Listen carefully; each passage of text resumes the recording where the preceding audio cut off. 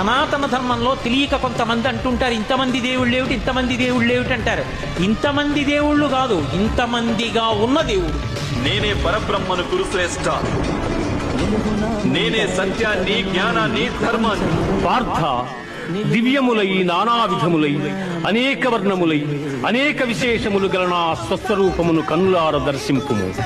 దేవా, ఎల్ల దేవతలు, ఎల్ల ప్రాణులు, బ్రహ్మాదులు, ఋషీశ్వరులు, వాసుకి మొదలుగుగా గల ఎల్ల సర్పములు నీ యందు నాకు గోచరమగుతున్నవి.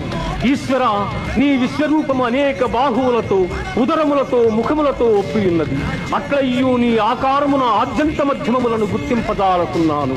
కోరలచే భయంకరమై ప్రళయాగ్ని సమానములైన నీ ముఖములను చూచుట వలన నాకు దిక్కులు తెలియకున్నవి. కాన ప్రభో, నా యందు దయయుంచి నాకు ప్రసన్నుడవు కమ్ము.